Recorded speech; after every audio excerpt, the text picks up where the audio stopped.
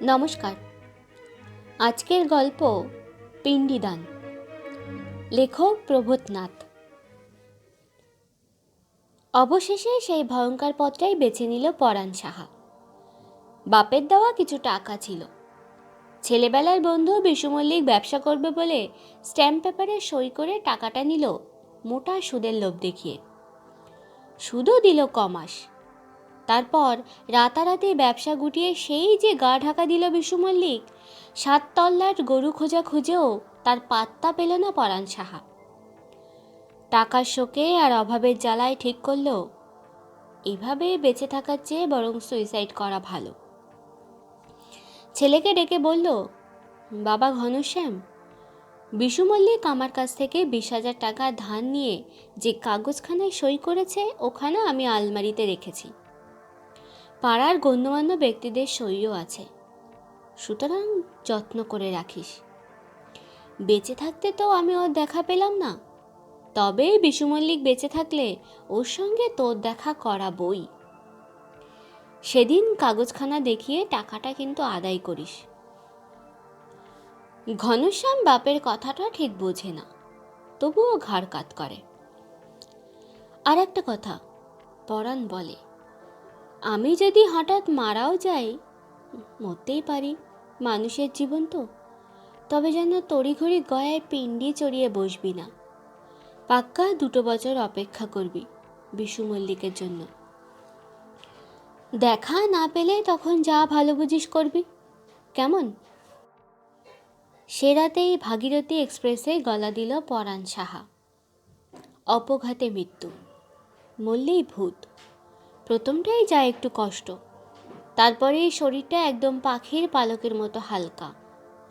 ভূত হয়ে রেললাইনের ধারে এক দীঘল শেওড়া গাছে এক নাগারে 7 রাত 7 দিন ঘুমিয়ে কাটালো পরাণ। বেঁচে থাকতে ভাবনা চিন্তায় কত রাত ভালো করে ঘুমোতে পারিনি। ঘুমিয়ে এখন শরীরখানা শান্ত হলো, সুস্থির হলো। মনে পড়লে বিশু মল্লিকের কথা। ও শয়তানটার জন্যই আজ তার এই ভূতের দশা। ঠিক করলো প্রথমেই গ্রামে গঞ্জে ওকে খুঁজে দেখবে। এখন তো আর হাঁটা চলার বালাই নেই, শুধু মনে মনে ভাবলেই সেখানে পৌঁছে যাওয়া। সুতরাং বেঁচে থাকলে বিশু মল্লিককে খুঁজে বার করতে সময় লাগবে না। তার আগে একবার ছেলে ঘনশ্যাম ও বউকে দেখার বাসনা হলো পরাণ সাহার। কেমন আছে ছেলেটা বাপকে হারিয়ে? শেওড়া গাছ ছেড়ে হাওয়ায় ভেসে গ্রামের দিকে এগিয়ে চলল পরাণ সাহা। গ্রামে ঢুকতেই দেখল চণ্ডীতলার মাঠে অনেক লোকের ভিড়। ছেলে ঘনশ্যাম একটা চেয়ারে বসে আছে তার বাপের ছবির সামনে চুপটি করে। এটা তবে তার শোকসভা হচ্ছে। পরাণ সাহা ভাবল, বাহ, খুব ভালো তো, একটু না হয় বসে দেখাই যাক কি দিয়ে কি করে গ্রামের মানুষ। মাঠের ধারে একটা গাব গাছে পা ঝুলিয়ে বসল পরাণ। সবাই লোকজন মন্দ হয়নি। মাইক লাগিয়ে কার্তিক সভা ম্যানেজ করছে। বলছে, পরাণ সাহার এই শোকসভার আয়োজন করেছেন আমাদের গ্রামের বিশিষ্ট ব্যবসায়ী ও সমাজদরদী হরগোবিন্দবাবু। তিনি এক্ষুনি এসে পড়বেন। আপনারা দূরে না দাঁড়িয়ে থেকে সবাই এসে বসুন। হরগোবিন্দবাবুকে চিনত পরাণ, বিশু মল্লিকের শালা। বিশু মল্লিক ফেরার হওয়ার পর বোনের সংসার বাঁচাতে হরগোবিন্দবাবু সেই যে সংসারে গিয়ে উঠল, আর ফিরে যায়নি নিজের বাড়িতে। এখান থেকেই ভগ্নিপতির ব্যবসাকে ফুলিয়ে ফাঁপিয়ে বিশাল করে তুলেছে। চেহারায় সাধক সাধক ভাব, কাঁচা পাকা এক জঙ্গল দাড়ি, গোফে মুখখানা ঢাকা, গলায় রুদ্রাক্ষের মালা, মুখে রাধাকৃষ্ণ ছাড়া অন্য কোনো বুলি নেই। বেঁচে থাকতে হরগোবিন্দবাবুর সঙ্গে বহুবার দেখা হয়েছে পরাণ সাহার। মানুষটাকে মোটেই ভালো লাগতো না তার। সবসময় চোখে মুখে যেন কি খাই ভাব। কার্তিক আবার ঘোষণা করল, এবার সবার কাজ শুরু হচ্ছে। সভাপতির আসনে এসে বসবেন মহামান্য শ্রী হরগোবিন্দ বিশ্বাস। হরগোবিন্দবাবু সভাপতির চেয়ারে এসে বসল। তাকে দেখে পরাণ সাহা এমন চমকে উঠল যে গাছের ডাল থেকে হড়কে নিচে পড়ে যাবার জোগাড়।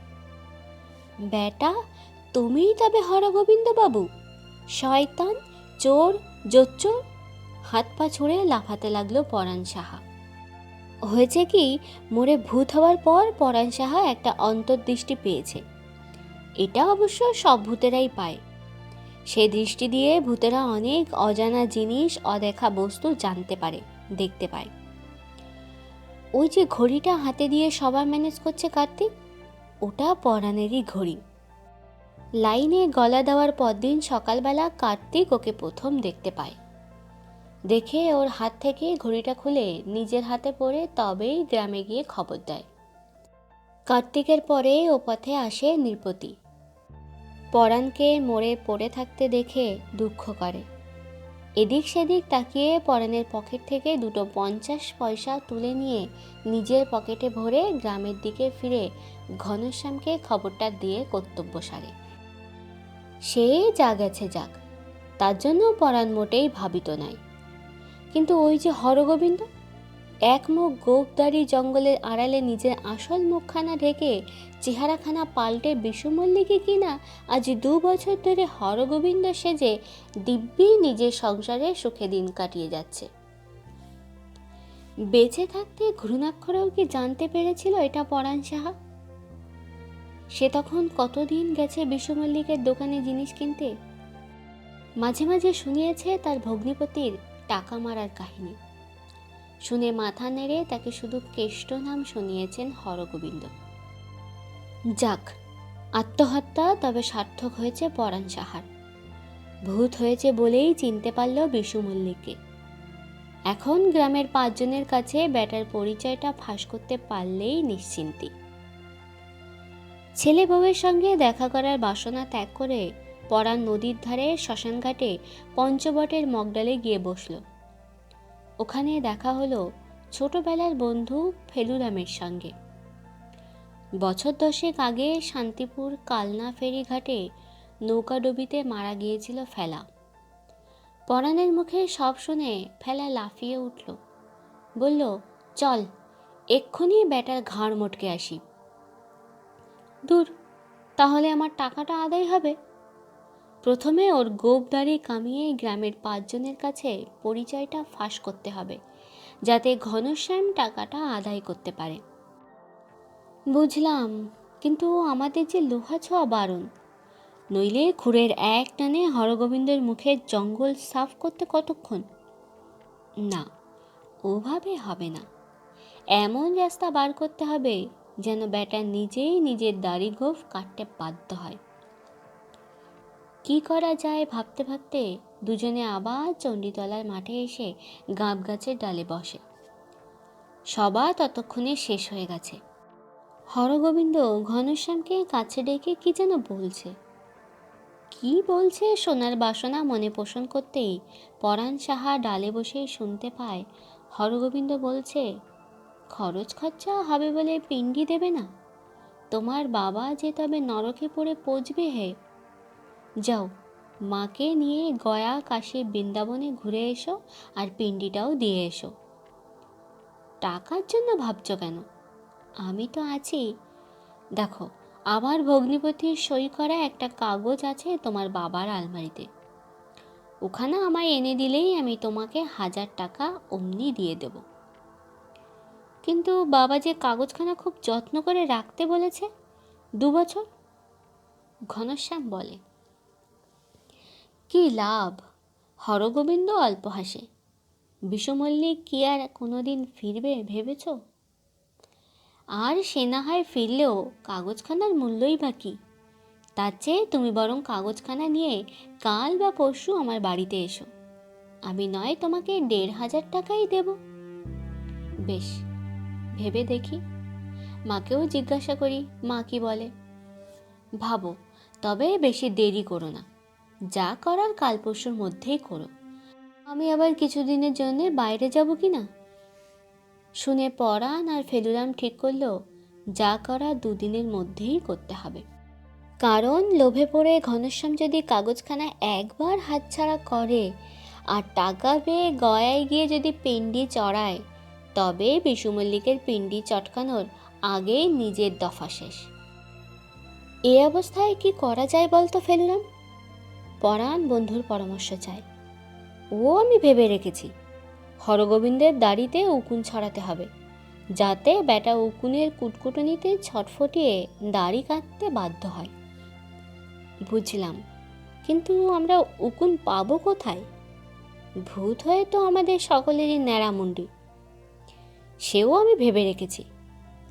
আমার নাতনি পুটির মাথায় ভরা উকুন, ওখান থেকে 4টি এনে হরগোবিন্দের দাড়িতে ছড়ালেই হবে।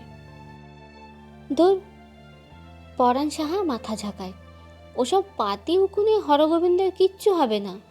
সরু চিরুনি চালিয়ে উকুন মারার ওষুধ লাগিয়ে উকুন তাড়াবে। আসল চীনে উকুন চাই। ওখানে বসেই অন্তর্দৃষ্টি চালিয়ে তাও বার করল ফেলুরাম। মানকুণ্ডর পাগলা গারদে এক পাগল উকুনের জ্বালাতেই বেচারা পাগল হয়েছে। ওর মাথা ভর্তি চীনে উকুন। ডাক্তাররা রাত দিন ওকে ঘুমের ইঞ্জেকশন দিয়ে ঘুম পাড়িয়ে রাখে। জেগে থাকলেই শুধু চুল ছেঁড়াছাড়ি আর চিৎকার। ওর মাথা থেকে 4টি উকুন এনে ঘুমন্ত হরগোবিন্দের দাড়িতে ছেড়ে দিল ফেলুরাম। দিয়ে দুজনে গাব গাছের ডালে বসে অপেক্ষা করতে লাগলো। উকুনের কুটকুটনিতে ঘুম ভেঙে গেল হরগোবিন্দবাবুর। এ কি আপদ রে বাবা, এত যত্ন করার পরও কিনা দাড়িতে উকুন। বিছানায় বসে আয়নার সামনে ধরে দাড়িতে সরু চিরুনি চালালো কতক্ষণ, তারপর আবার ঘুমোতে গেল। কিন্তু উকুনের কামড়ানিতে দু চোখের পাতা এক মুহূর্তের জন্য সারা রাত এক করতে পারল না। ভোরের আলো ফুটতেই ডেটল, উকুন মারার ওষুধ আর কার্বলিক সাবান নিয়ে হরগোবিন্দ বাথরুমে ঢোকে। ওষুধ মেখে দাড়িতে সাবান ঘষে 3 ঘন্টা স্নান সেরে বাথরুম থেকে যখন হরগোবিন্দ বের হলো, ছোবড়ার ঘষ্টানিতে মুখখানা টকটকে লাল। ভাবলো বুঝি নিশ্চিন্ত। কিন্তু চীনে উকুন এত সহজে কাবু হওয়ার পাত্র নয়। আর হরগোবিন্দের মতন এমন নধরকান্তি মানুষের সুস্বাদু রক্ত উকুনদের যেন ভোজবাড়ির নিমন্ত্রণ। তবে কিনা দিনের আলো ফুটতেই ওরা হাত পা খেলিয়ে একটু বিশ্রাম করে।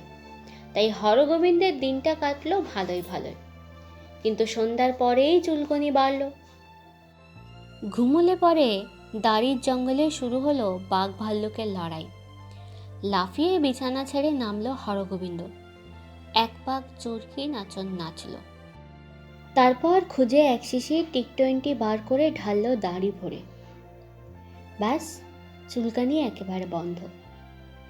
চীনে উকুন কিন্তু ভারী চালাক। টি20র উগ্র গন্ধ পেয়ে একদম দাড়ির গোড়ায় গিয়ে লুকোলো সব কটা। কোনোটা আবার গোড়ার গর্তে গিয়ে মুখ গুজে পড়ে রইল দাঁত মুখ খিচিয়ে।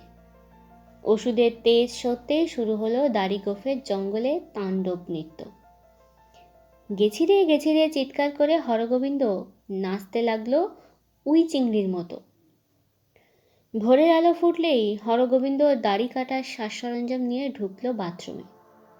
গ্রাম ছেড়ে লোপাট হওয়ার পর প্রায় আজ 2.5 বছর দাড়ি গোফ কাটেনি হরগোবিন্দ। এখন কেটে শান্তি। দাড়ি গোফ কামিয়ে গন্ধ সাবান মেখে স্নান করতে করতে যেন আপনা থেকেই 2 চোখ বুজে আসতে লাগলো। এমন সময় স্নান ঘরের দরজার বাইরে দাঁড়িয়ে চাকর খবর দিল, বাবু, ঘনশ্যাম বাবু এসেছেন একখানা কাগজ হাতে করে। আপনি নাকি কাগজখানা কিনবেন বলেছিলেন। শুনেই আনন্দে লাফিয়ে ওঠে হরগোবিন্দ। স্নান সেরে কোনো রকমে গায়ে জামা কাপড় চড়িয়ে বৈঠকখানায় ঢুকে বলল, এনেছ? বেশ বেশ, দাও কাগজখানা। বাপের পিণ্ডি দিতে যাবে বলে কথা।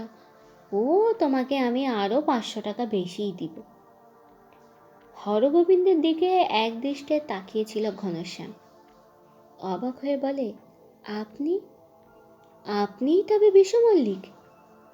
দাড়ি গোপে মুখ ঢেকে হরগোবিন্দ সেজে দিব্যি এতকাল চালিয়ে দিলেন, আর আমার বাবা বেচারা অকালে প্রাণ দিয়ে মরল। হরগোবিন্দ ওরফে বিশু মল্লিক থমকে যায়। ঘনশ্যাম উঠে দাঁড়ায়, কাগজখানা বুকে চেপে ধরে বলে, আপনি অপেক্ষা করুন, আমি আসছি পাড়ার 5 জনকে নিয়ে।